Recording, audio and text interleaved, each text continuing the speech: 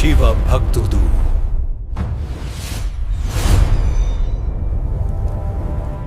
ఈ వీడియోలో మీరు తెలుసుకునే ముఖ్య అంశాలు: మేనాదేవి విష్ణు భక్తి, శివుని లీలా ప్రారంభం, వైష్ణవ వేషంలో శివుని ఎంట్రీ, శివుని గురించి భయంకరంగా వర్ణించిన వైష్ణవుడు, ఆ పెళ్లి జరిగితే నీ కూతురు జీవితం నాశనమే అనే హెచ్చరిక, మేనాదేవి భయం, ఆవేదన, పెళ్ళే ఆపేస్తానని పట్టుబడటం, ఇది శివుని మాయ అని తెలియని హిమవంతుని ఆందోళన.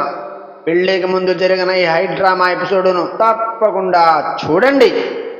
అలాగే నా ఛానల్ను సబ్స్క్రైబ్ చేసుకోండి, లైక్ చేయటం మాత్రం మర్చిపోమాకండి.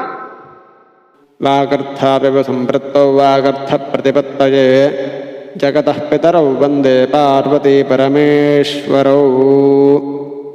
పరమేశ్వర స్వరూపమైన శ్రీ శివమహాపురాణ పఠనములకు నమస్కారం.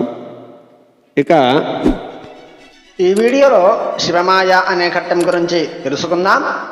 నడిచిన వృత్తాంతమంతా నమ్మశక్యంగా లేదని తెలిసినా దేవతలు ఒక విషయంలో వారిలో వారు ఇలా ఆందోళన చెందారు. పరమేశ్వరుడు పార్వతిని పాణిగ్రహణం చేయడం సత్యం. హిమవంతుడు ఇష్టపూర్వకంగా కన్యాదానం చేస్తే దాన్ని పుణ్యఫలంగా శివలోకంలో సారూప్యాన్ని పొంది ఆపై ముక్తిని పొందుతాడు.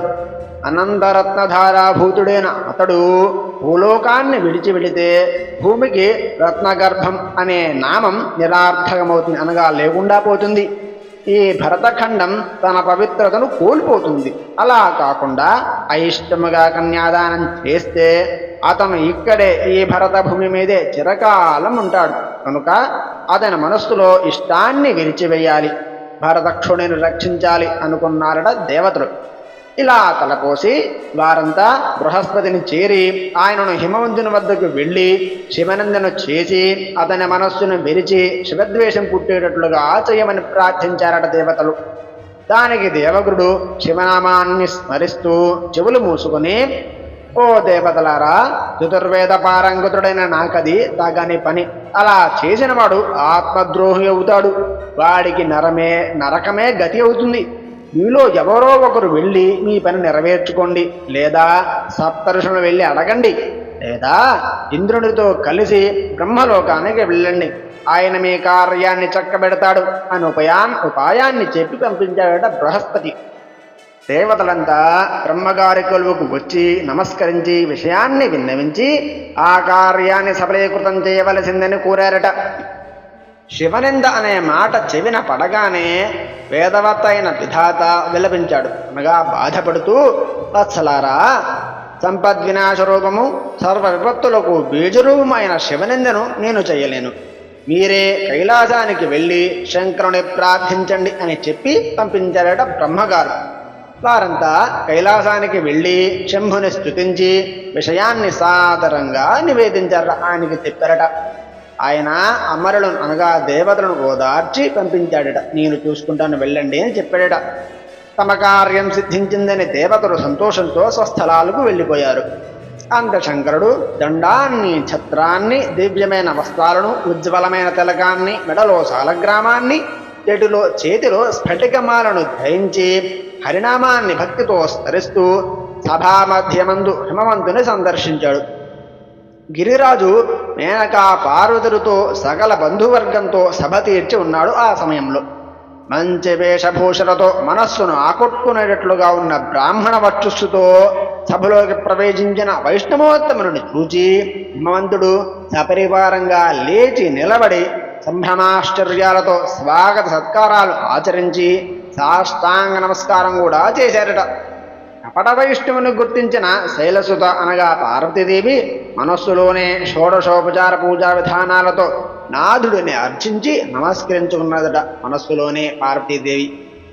నగాధిపుడు అతిథిని కుశలాధికాలు అడిగి, స్వామి, నేను చెయ్యవలసిన కర్తవ్యాన్ని ఆజ్ఞాపించండి అని కోరగా ఆ విప్రుడు ఇలా అంటున్నాడట, ఓ గిరి సార్వభౌమ, నేను బ్రాహ్మణుడును, వైష్ణవుడును, బుధ సప్తముడును, జ్యోతిష్ఠ వృత్తిని చేపట్టిన వాడును, భూమండలమంతా తిరుగుతూ ఉంటాను. నేను స్వేచ్ఛాజీవిని, స్వతంత్రుడను, సర్వగామని, సర్వాంతర్యామని. గురువానుగ్రహంచే నాకు సర్వము తెలుసు, అంతా నాకు తెలుసు. నేను శుద్ధాత్ముడను, నిర్వికారుడను, మీదు మిక్కిలి దయాసింధువు, మీరు చాలా మిక్కిలి దయాసింధువురు.